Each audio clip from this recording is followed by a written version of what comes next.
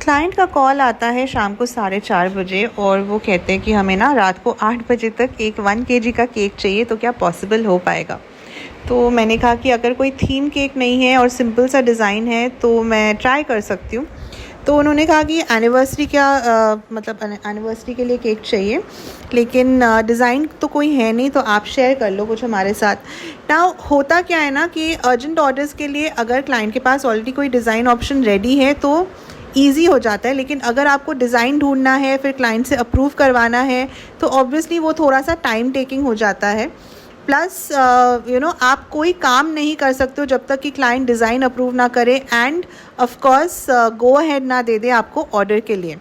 सो anyways मैंने फटाफट कुछ डिज़ाइंस शेयर किया क्लाइंट के साथ एंड उन्होंने एक उसमें से चूज़ किया और वेनिला सॉल्टेड कैरेमल केक उन्होंने कहा कि उन्हें चाहिए फ्लेवर वाइज। सो अब ऑब्वियसली जब हम जल्दबाजी में काम करते हैं तो गड़बड़ थोड़ी बहुत तो हो ही जाती है। तो यहाँ पे ये गड़बड़ हुआ कि जैसे ही मैं केक बनाने बैठी, कैमरा ऑन करना भूल गई थी मैं, लेकिन थैंकफुली मैंने जल्दी रियलाइज़ किया और मैंने फटाफट कैमरा ऑन किया। सो यहाँ पे मैंने 6 इंचेस के टिन में हाइटन स्पॉन्ज बेक किया था, क्योंकि डिज़ाइन के लिए मुझे थोड़ा हाइटन स्पॉन्ज चाहिए था, मतलब हाइटन केक चाहिए था। सो 6 इंचेस के हाइटन टिन में मैंने स्पॉन्ज को बेक किया, फिर उसे मैंने 4 लेयर्स में कट कर लिया और यहाँ पे मैंने 10 इंचेस का बोर्ड लिया था। नाउ मेरे पास हमेशा सॉल्टेड कैरेमल बना हुआ रहता है घर में, क्योंकि अर्जेंट ऑर्डर्स के लिए बहुत हेल्पफुल रहता है।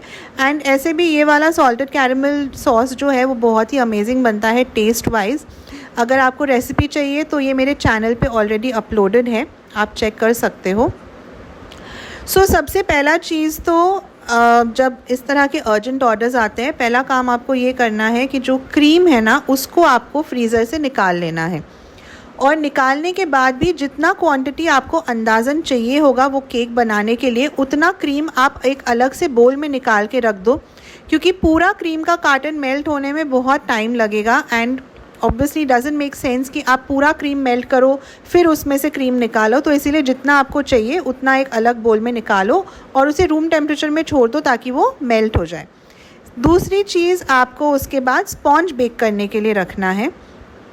चाहे आप स्क्रैच से बनाते हो, चाहे प्रीमिक्स से बनाते हो, जैसे भी बनाते हो, स्पॉन्ज आपको बेक करना है, क्योंकि स्पॉन्ज जब तक ठंडा नहीं हो जाता आप उसकी कटिंग नहीं कर सकते। अगर आप गर्म स्पॉन्ज को कट करने जाओगे तो आपका स्पॉन्ज जो है वो ब्रेक हो सकता है, प्लस गरम स्पॉन्ज को कट करने से उसका टेक्सचर भी सही नहीं आता है। तो ऑब्वियसली मैंने ये दोनों चीज़ें तो कर ली थी सबसे पहले, और थैंकफुली इसके ऊपर सिर्फ आर्टिफिशियल डेकोरेशंस ही लगाने थे मुझे। इनफैक्ट जब अर्जेंट ऑर्डर्स आता है ना तो मैं कोशिश करती हूँ कि आर्टिफिशियल डेकोरेशंस वाले डिज़ाइन ही क्लाइंट अप्रूव करे, या फिर कुछ ऐसा जिसमें ज़्यादा क्रीम का काम नहीं है, ज़्यादा डेकोरेशन नहीं है ऑन दी आउटर साइड, क्योंकि इतना टाइम हमारे पास होता नहीं है। हमें क्रीम को प्रॉपर्ली ठंडा करके चिल करके फिर देना होता है क्लाइंट को।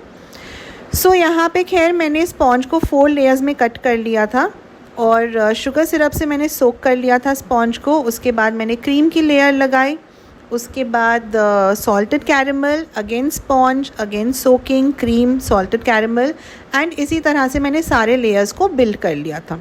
नाउ अर्जेंट ऑर्डर्स के लिए एक चीज़ का और आपको ध्यान रखना है, जो भी लिक्विड से आप सोकिंग कर रहे हो स्पॉन्ज की, वो लिक्विड कोशिश करो कि बिल्कुल चिल्ड हो, क्योंकि होता क्या है ना, कभी कभार हमारा स्पॉन्ज थोड़ा सा वार्म रहता है एंड उसमें अगर आप क्रीम ऐड करोगे तो आपके क्रीम के मेल्ट होने के चांसेस रहते हैं। इवन अगर आप गनाश भी डाल रहे हो तो गनाश जैसे ही वार्म स्पॉन्ज के कांटेक्ट में आएगा वो मेल्ट होने लगेगा।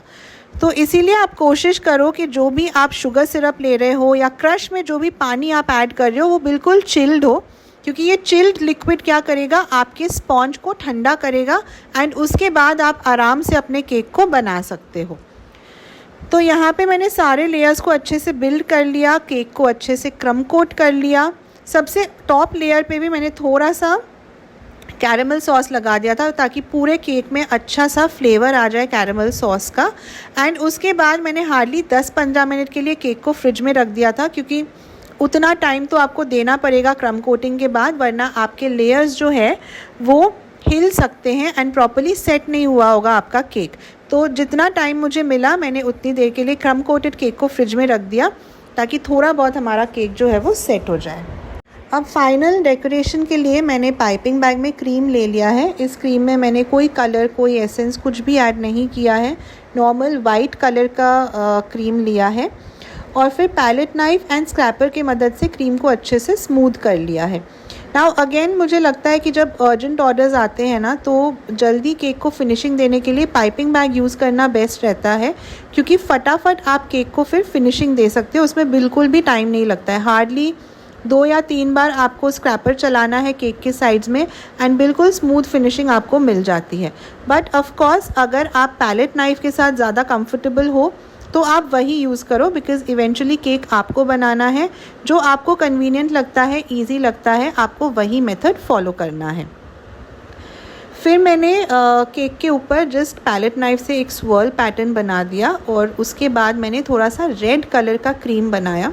now जब आपको थोड़े ही क्वांटिटी में डार्क कलर बनाना होता है ना, तो आप 1-2 ड्रॉप जेल कलर ऐड करोगे तो उससे भी बहुत डार्क कलर आ जाता है। लेकिन अगर आपको ज़्यादा क्वांटिटी में कलर बनाना है, डार्क कलर, फॉर एग्ज़ाम्पल आपको पूरे केक को कवर करना है डार्क रेड कलर के साथ, तो आपको super web powder colour use करना पड़ेगा, जिससे कि बहुत अच्छा रेड कलर आ जाता है। इनफैक्ट सुपर वेब में और भी कलर्स अवेलेबल है, जैसे ब्लू है, ग्रीन है, पर्पल है, ब्लैक है, ठीक है।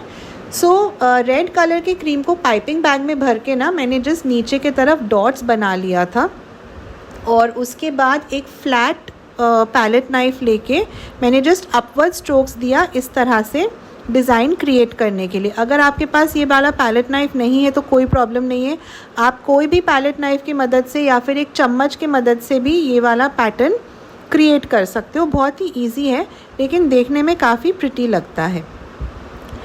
इसके बाद जो बाकी के डेकोरेशंस मुझे लगाने थे केक के ऊपर, सबसे पहले तो ये हार्ट्स थे ना। ये जो हार्ट्स है मैंने बहुत टाइम पहले ऑनलाइन किसी तो वेबसाइट से मंगवाया था, लेकिन फ़र्स्ट टाइम मुझे मौका मिल रहा था इनको यूज़ करने का, क्योंकि जो डिज़ाइन मैंने क्लाइंट के साथ शेयर किया था उस डिज़ाइन में ऐसे ही हार्ट्स लगे हुए थे। उसके बाद मैंने गोल्डन फॉरबॉल्स लगाया, हैप्पी एनिवर्सरी का टैग लगा दिया एंड मोर और लेस बिल्कुल जैसा रेफरेंस फ़ोटो में था, मैंने उसी तरह से सारा डेकोरेशन अप्लाई किया था, मतलब लगाया था बेसिकली केक के ऊपर। एंड लास्टली थोड़े से गोल्डन शुगर बॉल्स मैंने ऊपर स्प्रिंकल किया एंड कुछ मैंने केक के साइड्स पे लगा दिया। और अब ये हमारा केक हो गया है कंप्लीट। आप लोग कमेंट्स में ज़रूर बताइएगा कि केक आप लोग को कैसा लगा। एंड मुझे लगता है कि एनिवर्सरी केक्स के लिए ना ऐसे रेड, वाइट एंड गोल्डन का जो कॉम्बिनेशन है वो बहुत ही क्लासिक लगता है। आप चाहो तो गोल्डन शुगर बॉल्स की जगह यहाँ पे गोल्डन लस्टर डस्ट में इवेपोरेक्स मिक्स करके ऊपर बॉर्डर बना सकते हो, या फिर एक ब्रश से भी स्प्लैश कर सकते हो, वो भी बहुत प्यारा लगेगा देखने में। So that's it for now. Thank you so much for watching the video.